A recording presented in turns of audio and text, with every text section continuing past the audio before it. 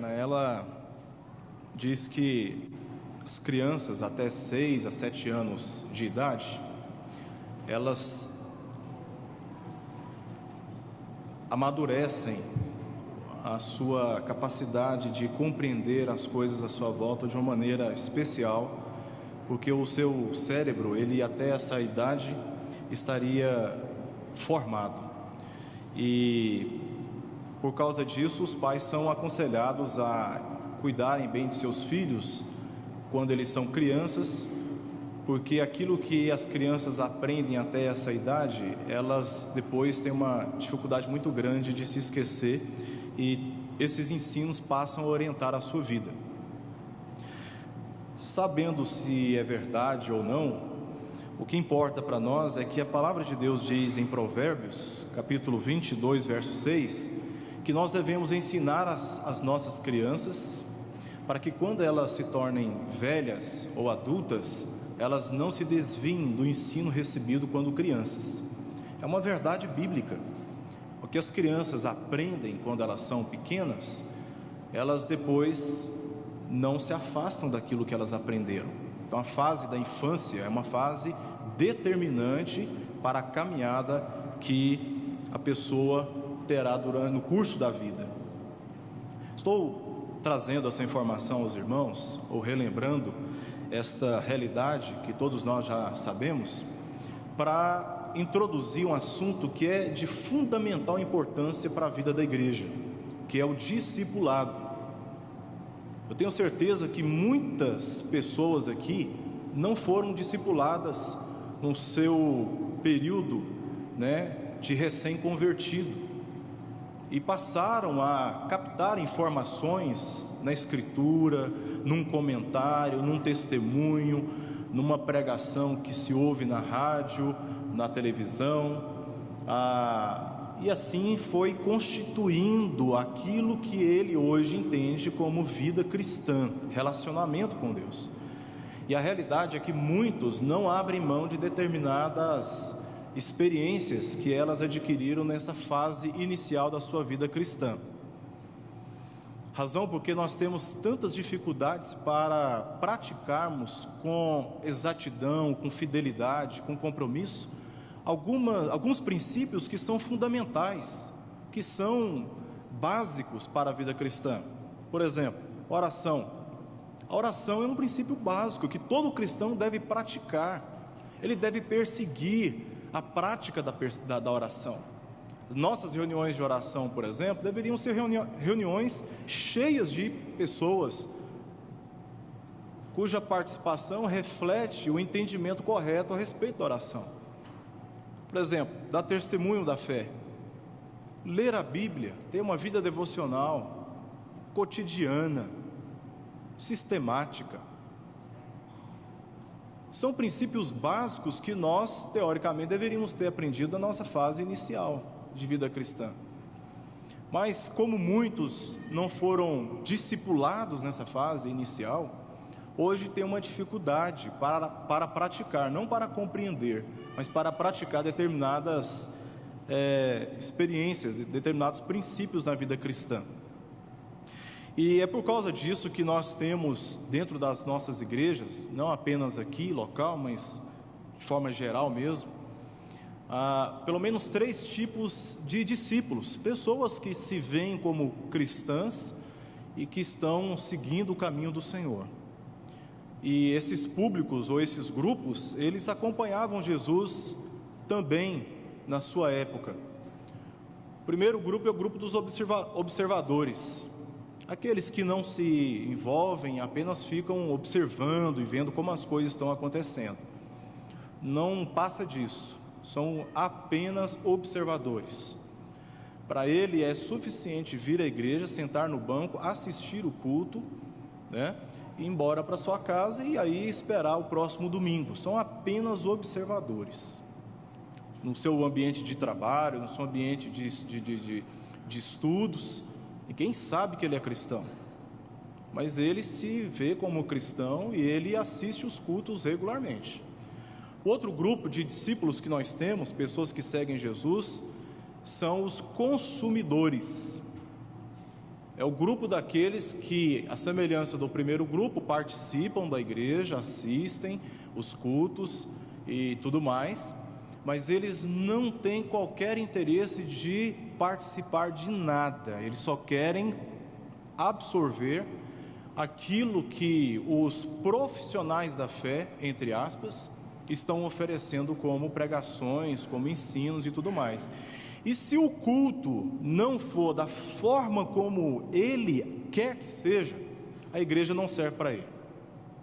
Eu me lembro nos Estados Unidos, na primeira vez que eu fui pregar numa igreja lá, terminei de pregar, uma irmã chegou a mim, é filha do Senhor, é seguidora de Cristo, e ela me disse o seguinte: olha, naquela época me chamavam de pastor, eu não era pastor, eu cansei de corrigir isso e acabei deixando para lá. Ela chegou em mim e falou: pastor, eu vim aqui hoje para conhecer a igreja, e eu determinei para mim que se o louvor for do jeito que eu gosto, a mensagem, e se a igreja tiver visão missionária, vai ser a igreja que eu vou ficar. Eu sei que essa irmã, depois desse culto, ela nunca mais voltou, e eu, por causa do testemunho dela, passei a entender que o culto não a agradou. Talvez a mensagem, talvez a visão missionária da igreja, talvez o louvor não foi como ela gostaria. Esse é o grupo daqueles que são consumidores. Eles querem moldar a figura do pastor, eles querem moldar a realidade do louvor, eles querem moldar a realidade da liturgia para satisfazer o seu próprio interesse. E esse grupo, ele corre um risco muito grande, porque não se observa prioritariamente o que a Escritura fala, o que a Escritura diz. A única prioridade que ele tem é de fazer de tudo para que as coisas em torno dela a satisfaçam. E a semelhança de um consumidor que vai a um mercado, a um comércio, e ele é maltratado, ou o produto que ele está procurando não o satisfaz, o que ele faz? Ele procura um outro lugar, né? Eu sou assim, eu sou um cliente exigente. Se eu vou a um comércio e eu estou pagando por um serviço e o serviço não me satisfaz, eu não volto mais ali. Eu sou um consumidor, um cliente exigente. Só que nós não podemos associar esta realidade com a realidade da nossa fé, a nossa vida religiosa. E infelizmente muitos cristãos agem assim, como se fossem consumidores, e o produto que está sendo oferecido deve agradar. Afinal de contas, ela está pagando por isso, ou seja, está dizimando e quer que as coisas aconteçam. Esse é o grupo dos consumidores. Mas existe um outro grupo de discípulos de Jesus nas nossas igrejas, que são os produtores. Ele não apenas observa, ele não é um consumista, ou seja, ele não apenas quer receber, ele é um produtor. Ele observa, ele consome, mas ele também produz. Ele se compromete, ele põe a mão no arado. E esse grupo é o grupo daqueles que não olham para trás, eles olham para frente, para a esperança que o aguarda, a esperança da sua vocação. Ela olha para si e entende que Deus a chamou com um propósito, e essa convicção é suficiente para fazer com que ela se comprometa muito com aquilo que está sendo ensinado. Ela não se conforma apenas em aprender, apenas em entender as coisas, ela quer produzir. E infelizmente nas nossas igrejas, esse grupo de produtores, de discípulos comprometidos, é um grupo muito pequeno. Se resume basicamente aos pastores, presbíteros, diáconos e poucos líderes ministeriais. Infelizmente, não é uma realidade plena das nossas igrejas, e deveria ser, porque esta é a vontade de Deus. Os reformadores já defendiam o sacerdócio universal dos crentes. E o que é o sacerdócio universal dos crentes, senão a prática que eles precisam ter de estudo e prática das Escrituras? Isso é um princípio básico. Por isso eu queria falar com os irmãos nesta manhã a respeito de discipulado. Eu estaria usando o texto bastante conhecido por todos nós, que é Mateus capítulo 28, versos 18 ao verso 20.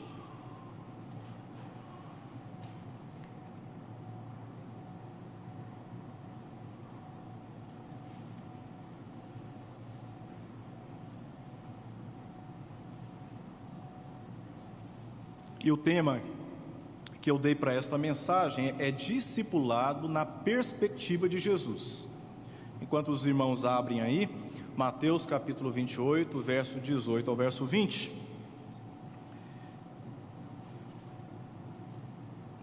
Vou colocar a projeção para facilitar.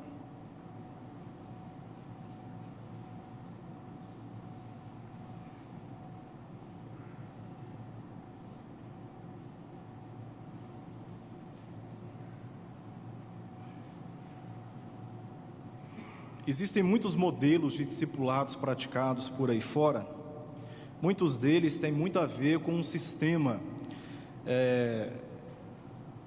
corporativo que é fruto de grandes empresários americanos e europeus que se converteram, ou foram convertidos, melhor dizendo, e passaram a usar a sua experiência empresarial para darem palestras de liderança na vida da igreja. Muitos desses grandes empresários convertidos, tementes a Deus, escreveram livros que influenciaram a vida da igreja e ainda influenciam a igreja de um modo geral. E surgiram vários modelos de discipulado por aí, né?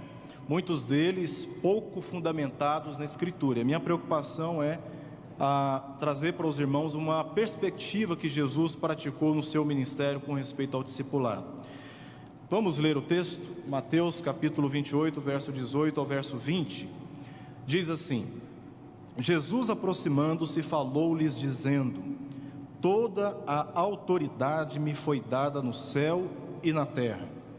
Ide, portanto, fazei discípulos de todas as nações, batizando-os em nome do Pai, e do Filho e do Espírito Santo, ensinando-os a guardar todas as coisas que vos tenho ordenado. E eis que estou convosco todos os dias, até a consumação do século. Jesus, na relação com seus discípulos, ele fez uso de uma metodologia que o evangelista Mateus deixa muito claro para nós esta metodologia. O Evangelho de Mateus, ele possui 28 capítulos, e os 28 capítulos nos mostram como Jesus lidou com os seus discípulos. Primeiro capítulo que nós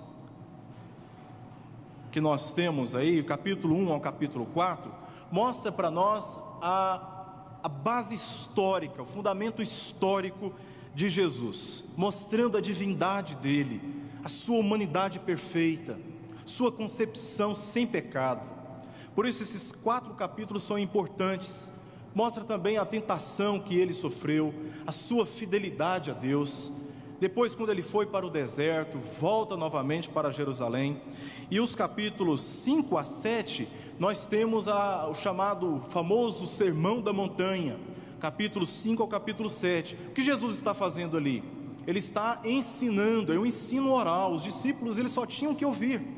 Havia uma multidão cercando Jesus, mas nesse contexto, ele já tinha consigo os seus discípulos. E ele chama para perto de si os seus discípulos e passa a ensinar, e os discípulos apenas teriam que ouvir. Era uma aula mesmo.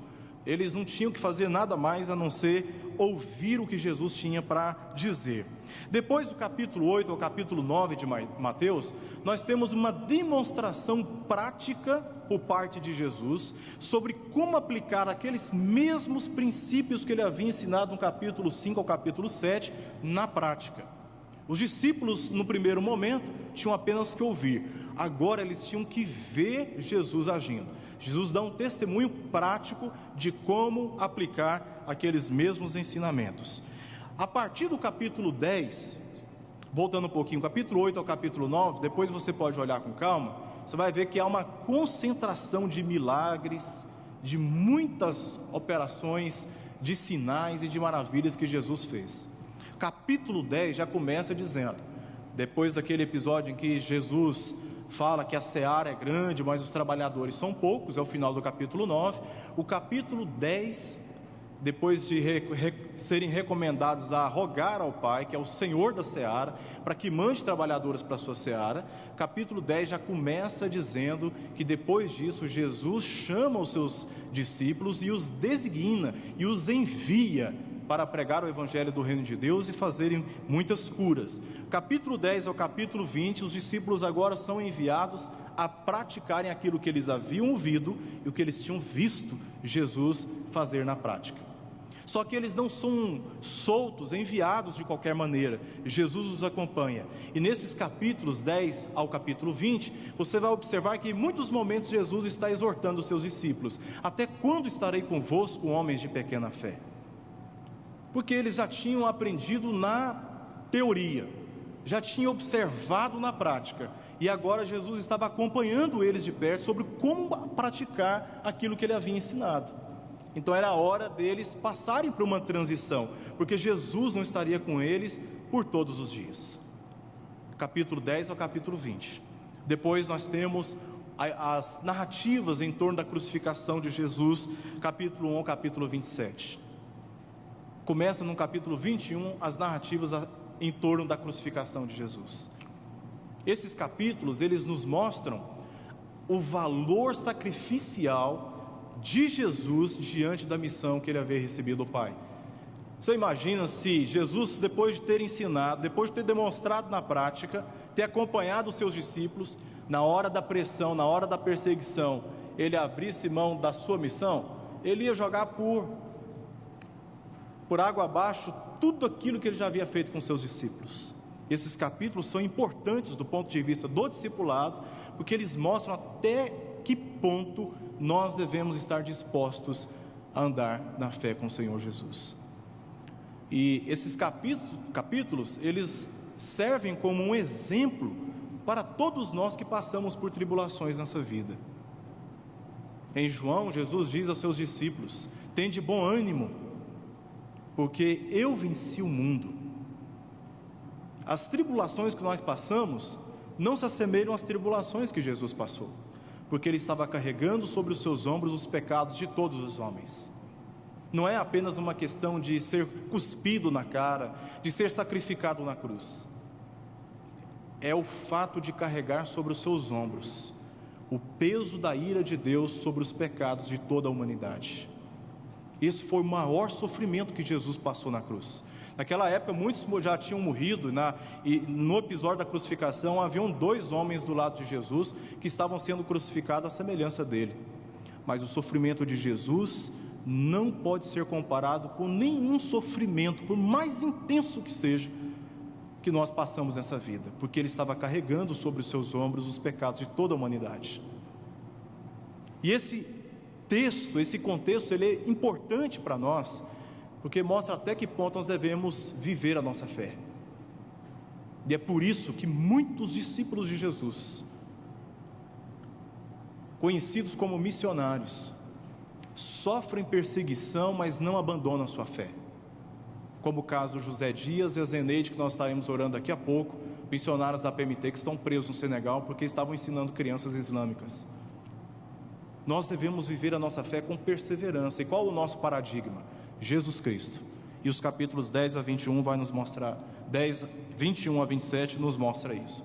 E o capítulo 28 é um capítulo que fecha o Evangelho de Mateus. Ele é a conclusão. Se o capítulo 1 ao capítulo 4 é a introdução, o capítulo 28 de Mateus é a conclusão do Evangelho. É nesse capítulo que nós temos 3 narrativas. E a última narrativa é a narrativa em que Jesus está com seus discípulos despedindo dele. E o que é que Jesus faz nos seus últimos momentos com seus discípulos? Ele resume tudo o que ele havia vivido com seus discípulos com estas palavras que nós acabamos de ler.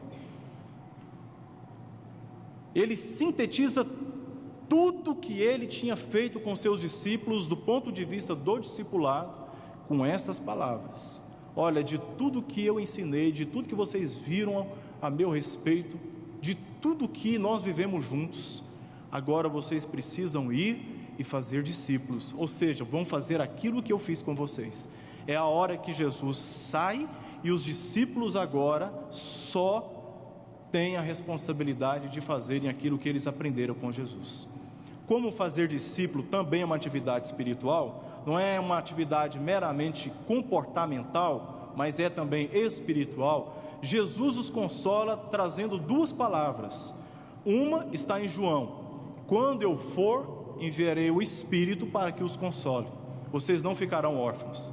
E a outra palavra que Jesus dá aos seus discípulos encontra-se aí as últimas palavras do verso 20: e eis que estarei convosco todos os dias até a consumação do século. Nós temos a garantia da presença de Jesus e da presença do Espírito nos acompanhando nessa tarefa que Ele já nos comissionou a fazer. Embora não tivemos a oportunidade de andar com Jesus, de ouvi-lo pessoalmente, nós temos o testemunho da Escritura, que nos revela aquilo que Jesus fez e aquilo que Ele ensinou, para nós então andarmos nos seus ensinamentos, fazendo discípulos de todas as nações.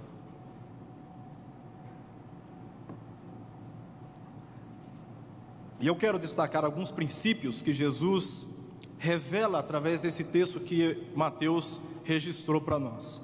O primeiro princípio que nós temos aí é o princípio da autoridade. Jesus diz: toda a autoridade me foi dada, tanto no céu quanto na terra. Princípio da autoridade, ela foi recebida por Deus, ela não foi autoconcedida, como alguns fazem aí, alguns chamados apóstolos, apóstolos modernos, que se autodeclaram apóstolos. Nós não nos autoconsagramos, nós não concebemos autoridade, porque nós não somos fonte de nenhuma autoridade. Toda autoridade que nós temos é uma autoridade delegada, e Jesus declara que essa autoridade que Ele tem, Ele recebeu do Pai, tanto no céu quanto na terra. Foi uma autoridade que Ele recebeu, é uma autoridade delegada. Apesar de ser Ele, Deus, fonte de toda autoridade, Ele humildemente não usurpou a posição que Ele tem, a posição de Deus. Ele não usurpou o lugar de Deus e agiu como servo na condição de homem, e nesta condição Ele recebe do Pai a autoridade de fazer cumprir a missão que Ele havia recebido. Esta autoridade também, ela era vista pelas pessoas da época de Jesus, pela coerência daquilo que Ele ensinava e daquilo que Ele praticava. E este é um dos grandes problemas que nós enfrentamos hoje na nossa liderança, é que ensinamos muitas coisas, mas na hora de praticar, nós recuamos, nós nos amedrontamos, nós colocamos algumas justificativas para não praticar aquilo que nós mesmos ensinamos. E como é que fica a autoridade de quem ensina, mas não vive? Ela fica comprometida.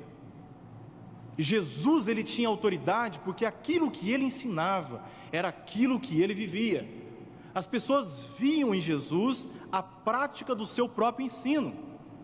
Por isso, no texto que eu coloquei aí, Mateus 7, 28 a 29, 23 a 1 a 3, você pode conferir depois, eles mesmos, a audiência de Jesus, dizia: Ele ensina como quem tem autoridade, não como os escribas e fariseus. E no texto de 23, Mateus 23, de 1 a 3, o que Jesus está dizendo? Vocês devem aprender tudo o que eles estão ensinando, se referindo ao ensino dos escribas e fariseus, mas vocês não devem fazer o que eles fazem. Por quê? Porque eles ensinavam, mas eles não praticavam. Razão porque o próprio povo dizia, verso 7, 28 a 29, que Jesus, Ele tinha autoridade, porque Ele não ensinava como ensinava os escribas e fariseus. Jesus praticava aquilo que Ele vivia, Ele tinha autoridade. Esse é o princípio da autoridade. Ninguém deve fazer alguma coisa porque ele quer fazer alguma coisa, sem antes que receba da parte de Deus o comissionamento, a autoridade para fazê-lo. O segundo princípio que esse texto nos revela é o princípio da abordagem. Esse verbo id, eu fui conferir depois no texto grego, para saber qual a tradução, ou a melhor tradução, além de ir, que nós poderíamos utilizar aqui no texto. Sabe o que eu descobri? Que o verbo ir no grego é ir mesmo. É ir mesmo. Apesar de estar no particípio, que no grego é o que nós compreendemos de gerúndio, indo, o verbo é o mesmo, é ir. Então, Jesus está dizendo aos discípulos, depois de declarar a sua autoridade: ide. E ir significa ir mesmo. Não existe uma tradução possível que altere o sentido dessa palavra. O sentido dessa palavra é esse mesmo. Esse é o princípio da abordagem. Nós devemos encontrar antes de sermos encontrados. E é o que nós fazemos hoje em dia, muitos de nós. Nós esperamos ser encontrados pelas pessoas. E muitas orações que dizem assim: Senhor, dá-nos a oportunidade de evangelizar. É como se as pessoas estivessem dizendo assim: Senhor, que as pessoas que não te conhecem me procurem. Provoque até a última instância a oportunidade de eu ter que falar da minha fé, que eu seja provocado. E aí, porque não acontece isso naturalmente, a pessoa transfere para Deus: Deus, me dê oportunidade. Mas a oportunidade já foi dada. Por isso Paulo recomenda a Timóteo: prega o evangelho, insta, quer oportuno, quer não. Porque a recomendação de Jesus é: vá, encontre, aborde. Esse é o princípio da abordagem. Nós devemos ir ao encontro das pessoas, sair da posição que nós estamos e ir até onde as pessoas se encontram. As pessoas que ainda não conhecem o Senhor Jesus, com intimidade. Marcos 16:15 mostra um paralelo desse episódio aqui de Mateus, esse mesmo discurso, quando ele diz: ide e pregai o evangelho a toda criatura.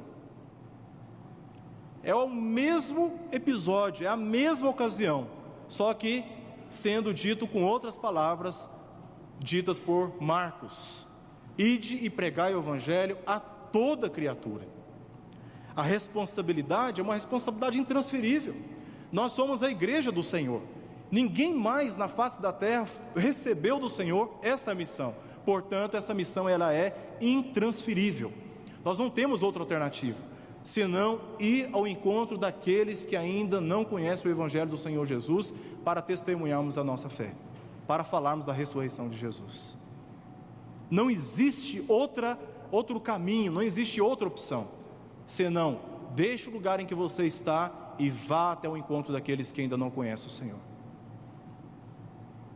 Princípio da abordagem. Agora, o princípio da ação. A palavra fazer aí é matetia, que é tornar seguidor. Mas o modo de tornar alguém seguidor de alguma coisa é através do ensino, através da instrução. Então, fazer discípulos deve ser o fruto de um ensino, de uma instrução, exatamente como Jesus fez. Jesus, ele instruiu os discípulos como? Ele tornou aqueles homens como pescadores de homens, como? Instruindo. E a instrução que Jesus dá para eles coincidia ensino com a prática. E este verbo, fazer discípulo, no grego, é um verbo que está no imperativo. É uma afirmação muito forte, muito positiva. Façam discípulos. É uma decisão que Jesus toma a respeito dos seus discípulos, e os discípulos não têm qualquer alternativa de desviar desta ordem, desta recomendação de Jesus. É um imperativo: façam discípulos, é a ação de ensinar. Nós fazemos discípulos na teoria, ensinando, instruindo, de forma oral mesmo, expondo as Escrituras, expondo as verdades de Deus. É a forma em que Jesus nos recomendou fazer discípulos. Nós temos agora, além do princípio da autoridade, o princípio da abordagem e o princípio da ação, nós temos agora o princípio do alcance, que o próprio texto revela para nós. O texto diz que nós devemos fazer discípulos com a extensão que alcance todas as nações, não apenas uma nação. Então, eu devo ser um seguidor de Jesus inconformado com uma ação apenas no lugar onde eu vivo. Eu devo me dar o prazer de me inquietar com povos que ainda não foram alcançados pelo Evangelho e que se encontram distantes da minha realidade. E o conselho da nossa igreja pensa exatamente assim. Nós temos atividades evangelísticas e de discipulado no nosso contexto local, mas ao mesmo tempo nós estamos desenvolvendo ações que saem, que extrapolam a nossa localidade, o nosso local. Nós temos missionários que representam essa igreja, enviados e sustentados por esta igreja, e nós temos também uma ação prática, em que nós saímos daqui e vamos pregar o Evangelho e fazer discípulos em outras nações. Nós fizemos isso no ano passado e faremos isso nesse ano, num contexto transcultural e num contexto nacional também. O Projeto Sem Fronteiras é uma iniciativa desta igreja para dar oportunidades aos crentes de fazerem aquilo que Jesus ensinou. Nós devemos entender que a nossa missão, a nossa responsabilidade transcende o nosso local, o local onde nós estamos vivendo, e vai até além fronteiras.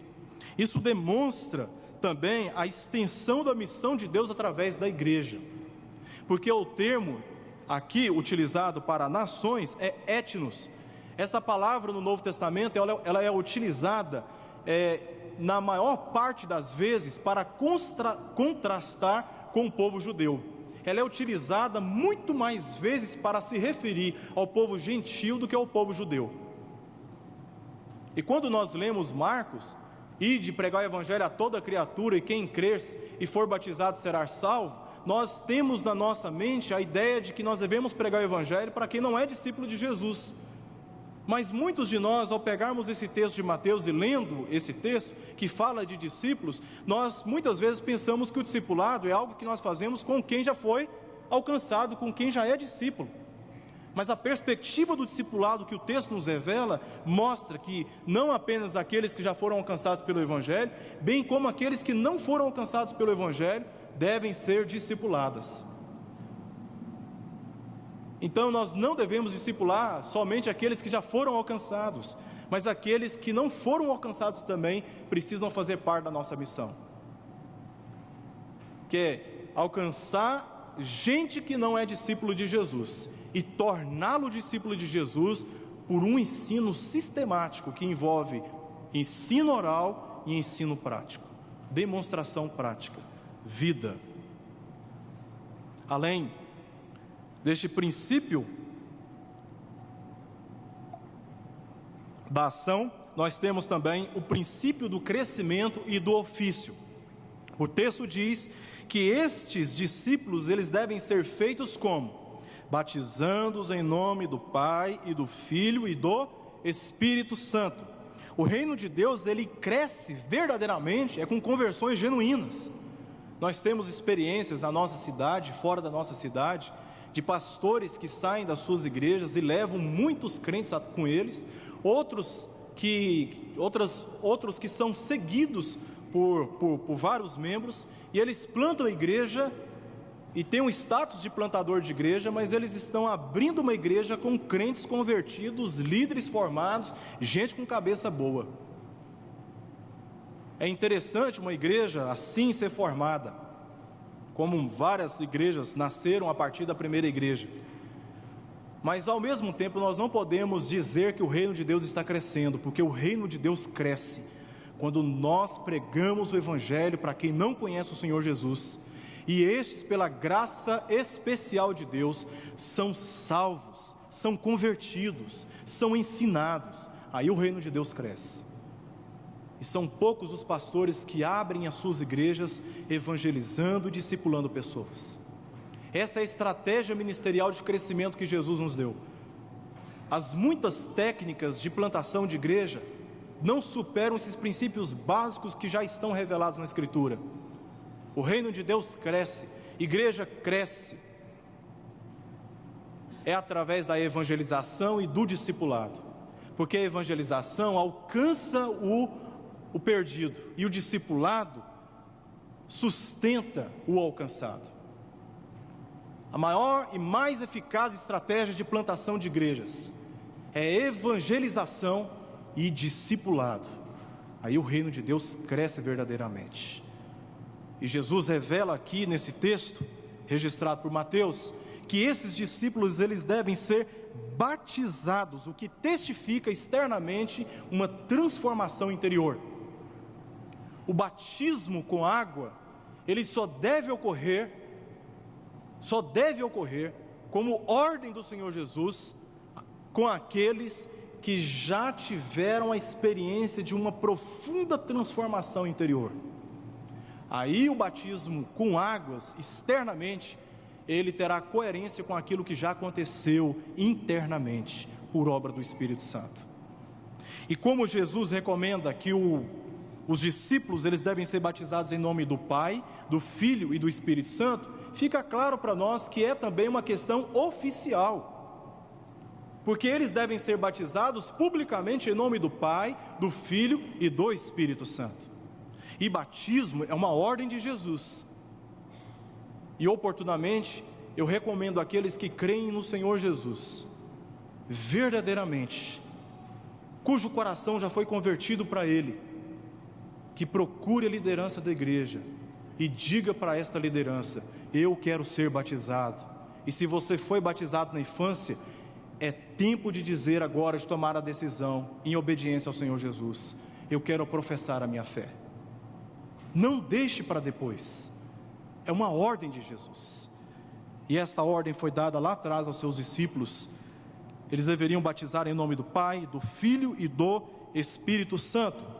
E por último, Jesus nesse texto também revela o princípio, não do conteúdo, eu deixei aí de atualizar, o princípio da confiança, porque Jesus os designa para uma missão árdua. Fazer discípulos é uma missão árdua. Pregar o Evangelho não é algo fácil. Isso envolveria negar a si mesmo e tomar a cruz de Cristo. E tomar a cruz, o que é senão sofrer todas as perseguições e oposição do mundo contra os interesses do reino de Deus na nossa própria vida. Fazer discípulos, pregar o Evangelho, envolve negar a nós mesmos, deixar de colocar a nossa vontade, a nossa satisfação como prioridade, e enxergar o reino de Deus como prioridade diante de nós. Confiança esta que vem acompanhada de uma promessa.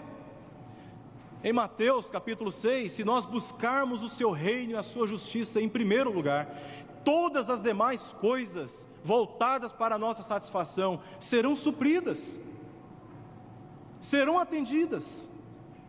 E nós sofremos muitas vezes por não confiar no Senhor, por não confiar na sua promessa. E os discípulos recebem aqui, bem como todos nós nessa manhã, esta promessa de Jesus, que Ele estaria presente conosco. Ora, se nós temos Jesus conosco, não apenas do nosso lado, mas dentro de nós, quem tentará acusação contra os eleitos de Deus? Quem os condenará? O salmista já dizia: caiam 1000 ao meu lado, 10.000 à minha direita, eu não serei atingido. Por quê? Porque nós contamos com a presença de Deus no nosso meio, com a presença de Jesus Cristo no nosso meio. É Ele quem nos garante resultados, é Ele quem nos garante proteção, e é Ele quem nos garante recompensas. Maior, diz João, aquele que está em vós do que aquele que está no mundo, diz a palavra do Senhor. E Jesus está demonstrando aqui, através de uma promessa, a confiança que nós devemos ter nele. E eis que estarei convosco todos os dias, não apenas nos dias de bonança, especialmente nos dias de escassez, de angústia, de aflição, porque nós não vemos muitas vezes o resultado do nosso trabalho.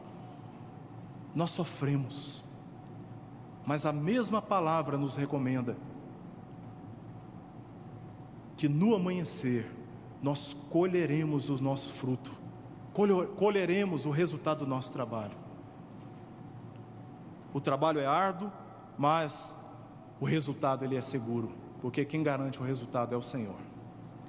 E diante de todas estas verdades na Escritura, diante de tudo aquilo que Jesus recomenda a todos nós nesta palavra, a pergunta que eu gostaria de fazer aqui é a seguinte: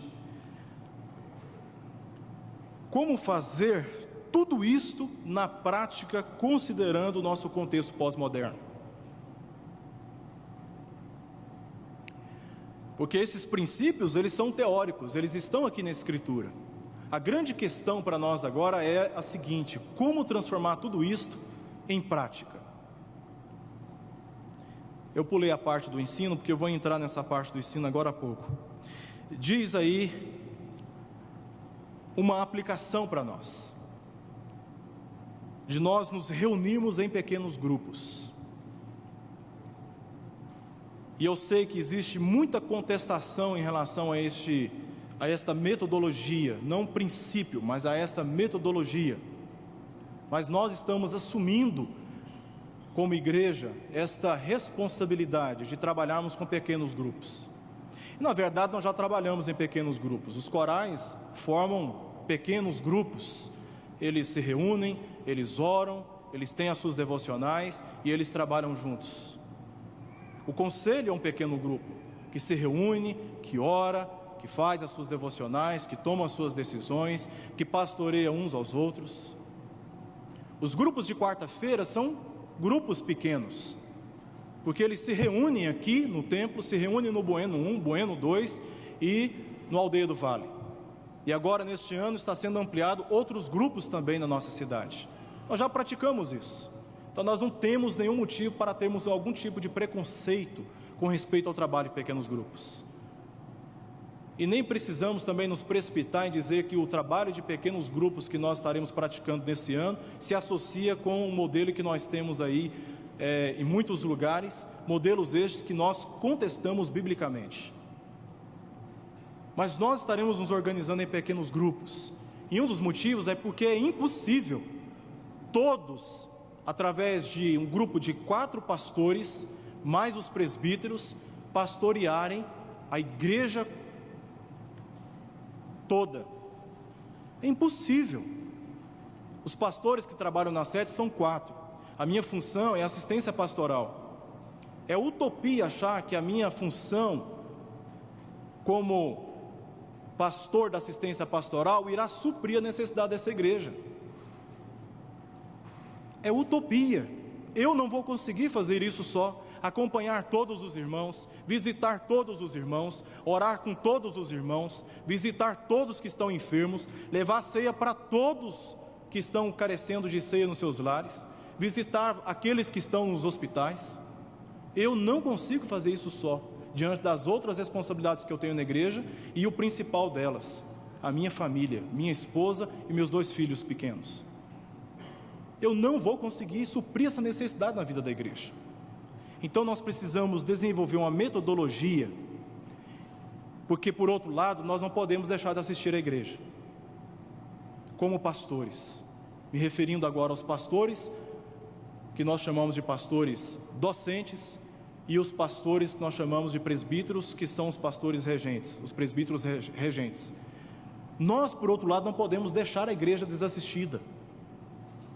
Se nós nos organizarmos em pequenos grupos, e em cada grupo nós termos alguém pastoreando, dirigindo, pastoreando mesmo, visitando, orando, acompanhando, dessa forma toda a igreja será assistida. Enquanto uma pequena parcela da liderança ficar tentando assistir a igreja inteira, 2 coisas possivelmente irá acontecer: o trabalho não será feito com eficácia, na verdade 3, os irmãos não serão assistidos adequadamente, e muitos que tentam ainda, por uma questão de consciência vocacional, ultrapassar as barreiras do seu próprio limite, negligenciam a sua espiritualidade, negligenciam a sua família. E nós já estamos cansados de testemunhar uma quantidade grande de pastores, passando por problemas familiares e também problemas no que diz respeito à sua espiritualidade. E se você for olhar para a vida deles, grande parte deles assumem para si um ativismo dentro do seu ministério, na sua vocação, e acabam negligenciando a sua vida devocional e a sua própria família. Nós não precisamos disso. Por isso nós vamos nos organizar em pequenos grupos, com o objetivo de orientar a vida cristã e vivenciá-la mais intensamente. As nossas salas de escola dominicais são pequenos grupos. Ali, muitos falam, muitos expõem as suas dúvidas. Você acompanha melhor a realidade de cada um.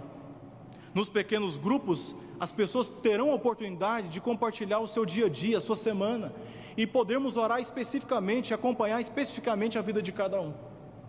E assim nós estaremos orientando a vida cristã pelo ensino e vivenciar também essas verdades mais intensamente. Criar uma cultura de pastoreio coordenada, porque nós não devemos, somente nós, dirigirmos o pastoreio da igreja. Os irmãos precisam também amadurecerem, crescerem, a fim de pastorearem outros, de acompanharem outros, de orarem por outros. E esta é uma função não apenas dos pastores, mas de toda a igreja. Não apenas os pastores devem orar e ensinar, mas todos os crentes maduros na sua fé são chamados a esta responsabilidade. Promover a evangelização urbana, que os pequenos grupos têm muita facilidade disso acontecer, que é a evangelização através de relacionamentos. Nós estaremos fazendo isso através desses pequenos grupos. Acompanhar novos crentes no batismo, encaminhar novos crentes ao batismo. Tem muitos irmãos, inclusive da nossa igreja, que tem muita dificuldade, por exemplo, de entender o batismo infantil. Mas será que esses irmãos já tiveram a oportunidade de expor a sua dúvida para alguém e conversar com alguém? Tem muitos irmãos aqui que nem pelo batismo das águas passaram, nem profissão de fé fizeram, e eu não sei mapear a igreja, e eu não consigo identificar quem já foi batizado e quem não foi batizado. No pequeno grupo isso vai ser facilmente detectado e encaminhado para o batismo. Outro objetivo, formação de líderes piedosos. Não apenas pessoas que ocupam cargos, mas pessoas essencialmente comprometidas com a função do pastoreio. Líderes piedosos, comprometidos com Deus, gente de caráter.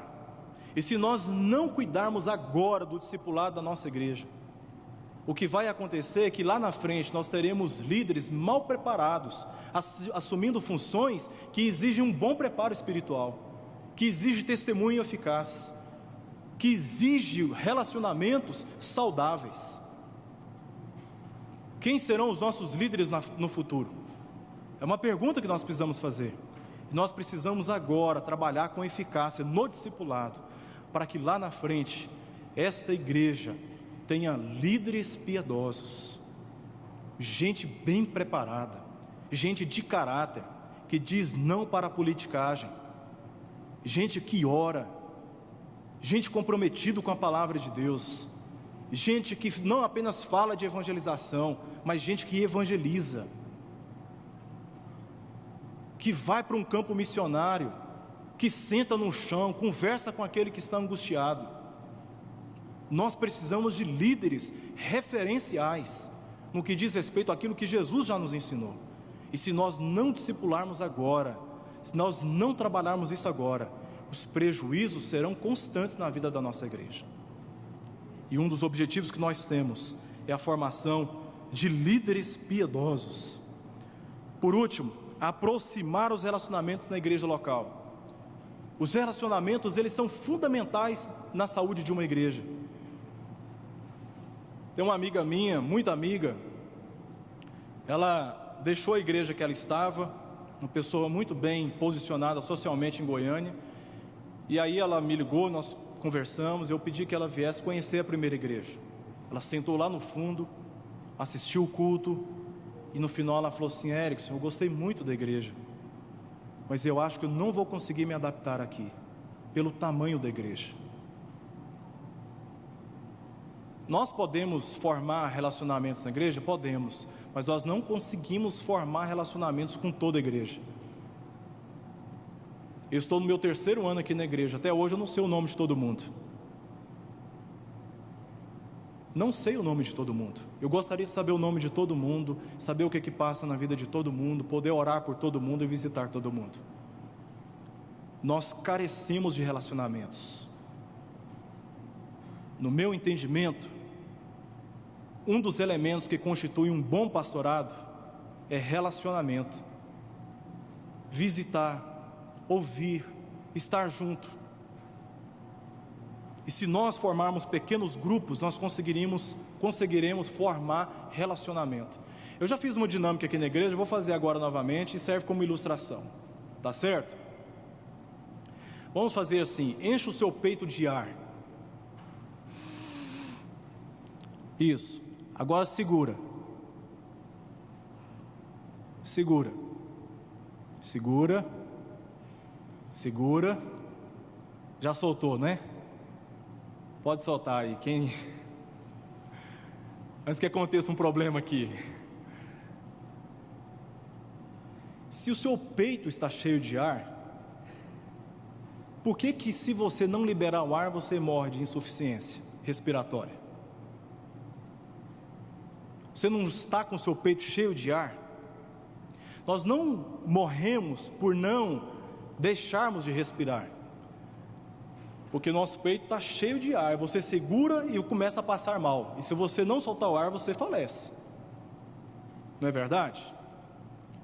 Nós não morremos porque nós não temos ar, porque nós temos ar no nosso pulmão, nós morremos porque nós não trocamos o ar, é porque nós não trocamos o ar, e isto se reflete também nos nossos relacionamentos. Relacionamento é dar e receber. Se você recebe, mas você não dá, você começa a adoecer em qualquer lugar que você estiver, dentro de casa, no trabalho, dentro da igreja. Adoece. Mas espera aí, você não está cercado de pessoas? Sim, estou cercado de pessoas. Então por que você tem tanta dificuldade de adaptação? Por que você tem tanta dificuldade de chegar numa igreja grande como essa e se adaptar? Certamente é porque você não está com a disposição de doar. Porque se alguém se aproximar e demonstrar amor por você, você vai achar ótimo. Mas se você não corresponder, se você não devolver o que você está recebendo, certamente você vai ter dificuldades nos relacionamentos. Casamento sofre por causa disso, relacionamento de pai e filho sofre por causa disso, relacionamento profissional sofre por causa disso, relacionamento no ambiente do trabalho sofre por causa disso. Relacionamento é troca. E se nós nos relacionarmos e convivermos mais um próximo do outro, sabe o que vai acontecer? Nós iremos ter o maior prazer do mundo de virmos para a igreja. O maior prazer do mundo, porque a igreja, ela é também relacionamento, é encontro de pessoas, e é nesse sentido que nós devemos buscar crescimento espiritual. Em segundo lugar, nós estaremos empreendendo um ensino dinâmico, através dos nossos grupos de discipulado. Esse ensino dinâmico, ele vai empreender uma metodologia de ensino que combina teoria, Jesus diz, ensinando, a guardar, certo? É uma relação entre a teoria e a prática. Então o nosso ensino, o ensino que nós estaremos praticando nesses grupos de discipulado, ele vai combinar a teoria e a prática semanalmente. Como que nós vamos fazer isso? Nós desenvolvemos uma metodologia chamada Cruz do Discipulado, que tem como base 4 verbos: o verbo saber, o verbo ser, o verbo sentir e o verbo servir. Então o ensino, ele será orientado por esses 4 verbos, bem como as práticas serão orientadas por esses 4 verbos. O verbo saber é a parte oral, é o ensino teórico nos pequenos grupos. Nós traremos e nos dedicaremos em oferecer aos irmãos ensinos doutrinários consistentes, profundos, numa semana. Na outra semana, o tema dentro do grupo de discipulado será relacionado ao caráter, é a correspondência com o verbo ser. Porque discípulo não se forma apenas com informação, com conhecimento, mas se forma também com caráter. Triste realidade é ver pessoas que sabem muito a respeito das doutrinas, da teologia, dos símbolos de fé que nós professamos, conhece muito a respeito da história da igreja, mas não tem caráter. Então nós precisamos ter isso como alvo dos nossos grupos de discipulado. E nós teremos na segunda semana temas relacionados com caráter. Na terceira semana nós teremos temas relacionados com o verbo sentir. Porque o amor é o vínculo entre nós. E sem amor nós não iremos pregar o evangelho para as pessoas lá fora, nós não iremos nos comprometer com elas, assistindo às suas necessidades, não iremos atendê-las. E a parábola do bom samaritano mostra a figura de um samaritano que por amor ao próximo como a si mesmo, aborda aquele que está semi-morto na beira do caminho. Sem amor não há piedade, sem amor não há misericórdia, sem amor não há compaixão, sem amor não há envolvimento, não há comprometimento. Então nós teremos na terceira semana temas relacionados com o verbo sentir. E esse verbo ele é importantíssimo para nós. Imagina alguém que sabe muito, alguém que tem muito caráter, mas ao mesmo tempo não dá a mínima para a necessidade dos outros, não dá a mínima para aqueles que estão passando por necessidades. Então esse verbo ele é importante na formação do discipulado também. E por fim, o verbo servir, que reflete o quê? Comprometimento. Agora você imagina um discípulo de Jesus, que sabe muito, pessoa de um bom caráter, referência mesmo de caráter, é gente que tem uma capacidade de se compadecer, mas não põe a mão no bolso, não pega um ônibus, ou um avião, em busca daqueles que estão perdidos, que não tem um compromisso claro com a missão que esta igreja tem, não participa de reunião de oração, não lê Bíblia, não atende às recomendações que são dadas, não pratica os seus dons, enfim. Perceba que esses 4 verbos, eles são importantíssimos na formação de discípulos, formação bíblica de discípulos. Então o nosso grupo de discipulado, os grupos de discipulado que nós estaremos iniciando a partir de fevereiro, nós organizaremos assim: em cada semana nos grupos nós teremos esses temas ensinados oralmente, mas não ficará apenas nisso, nós precisamos de práticas semanais. É a última aplicação que eu quero expor aqui para os irmãos. Relacionado com cada tema estudado na semana, nós teremos devocional semanal, uma devocional por semana, relacionado com um tema que ele aprendeu no grupo de discipulado. Então, se ele aprendeu um tema doutrinário, teológico, lá na semana do discipulado, naquela semana mesmo ele fará uma devocional relacionada com o tema daquela semana. Se na segunda semana ele estudou um tema relacionado com caráter, então naquela semana ele fará devocional num texto que trata de princípios de caráter. Se na terceira semana ele estudou no grupo de discipulado algum tema relacionado com o verbo sentir, envolvendo a compaixão, então ele fará uma devocional naquela semana relacionada com isso também, e assim com o verbo servir. Práticas devocionais semanais. Segunda orientação prática que os grupos de discipulado terão, relacionado com o tema, eles receberão dos discipuladores orientações práticas. Então, por exemplo,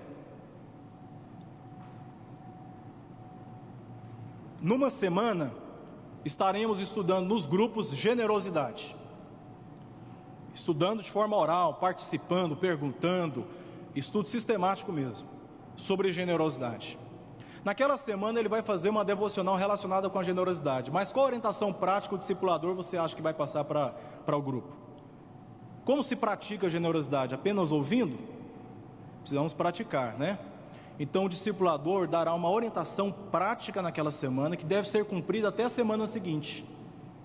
Por isso que haverá uma supervisão pastoral dessas práticas devocionais e destas práticas que terá como base essas orientações de acordo com o tema que ele estará estudando. Haverá uma supervisão pastoral baseada na observação, acompanhamento pessoal e também do testemunho bilateral do líder do grupo e de quem estiver sendo discipulado. Pensando nisso, reuniões em pequenos grupos, no ensino dinâmico e numa prática supervisionada, orientação prática, é que nós estamos lançando a partir de fevereiro os grupos de discipulado. O projeto foi elaborado no primeiro semestre no ano passado. O conselho examinou isso praticamente durante um mês. Depois foi feita uma exposição em conselho e o conselho decidiu adotar essa metodologia de discipulado nesta igreja. Iniciamos então um processo de treinamento desses discipuladores. Uma apostila foi escrita para servir de material de treinamento de discipuladores. O treinamento começou e os grupos começariam a partir de agosto do ano passado. Infelizmente não foi possível. Como eu estou dirigindo esse trabalho, eu passei por uma cirurgia e não foi possível começar em agosto. E tivemos aí essa dificuldade. Mas a partir de fevereiro, próximo mês, nós estaremos abrindo esses pequenos grupos de discipulado. E a nossa expectativa é de abrirmos pelo menos 5 grupos de discipulado. Começarmos com poucos grupos e vagarosamente, treinando discipuladores, estaremos abrindo outros grupos de discipulado. Uma informação importante: nós não estaremos abrindo os grupos de discipulado para esvaziar os grupos de quarta-feira. Os grupos de quarta-feira têm o seu valor, têm a sua metodologia e tem sido uma bênção na vida dessa igreja. Tem sido uma bênção na vida desta igreja. Aqueles que não estão participando dos grupos de quarta-feira, é que nós recomendamos participar dos grupos de discipulado. Mas toda a igreja precisa estar envolvida. Nos grupos de quarta-feira, que estaremos abrindo agora novos grupos esse ano, nos grupos de quarta, estudo bíblico, e também os grupos de discipulado. Se você não participa de um, você deve participar do outro. Nós estamos expondo isso para os irmãos, a expectativa de contar com a participação de todos vocês nesta missão que temos nesse ano. Vamos pregar o Evangelho, evangelizar as pessoas e vamos também praticar o discipulado, porque essa é a vontade do Senhor para nós como igreja. Vamos evangelizar e vamos discipular. Como os projetos são embrionários, vamos começar de baixo para cima. Certa vez perguntaram para Ulisses Guimarães, por causa da sua carreira brilhante na política, como foi que ele começou a carreira dele? E ele disse isso, eu nunca me esqueci. Eu comecei do começo. Muito óbvio, né? É assim mesmo que as coisas começam, do começo. Vamos começar timidamente e com o processo de amadurecimento desses projetos, vamos ampliar. Projeto Sem Fronteiras, que é essa expectativa de ter a participação dos irmãos, como nesse ano estaremos evangelizando em Trindade e em Pontalina, um grupo, o mesmo grupo que vai para Trindade, é o mesmo grupo que depois de uma semana estará trabalhando em Pontalina, onde nós temos uma congregação. E a segunda equipe vai lá para Ayacucho, no Peru, evangelizar lá e assistir àquela igreja. E toda igreja precisa se envolver, de uma forma ou de outra. E esses projetos de ensino que nós estamos lançando na expectativa de ter participação dos irmãos. É certo, irmãos, que os desafios serão grandes. É certo que os conflitos surgirão, que os problemas surgirão, que limitações serão conhecidas. Mas uma coisa nós devemos fazer: obedecer, confiados na promessa que o Senhor Jesus nos fez. E eis que estarei convosco todos os dias até a consumação do século. Vamos orar.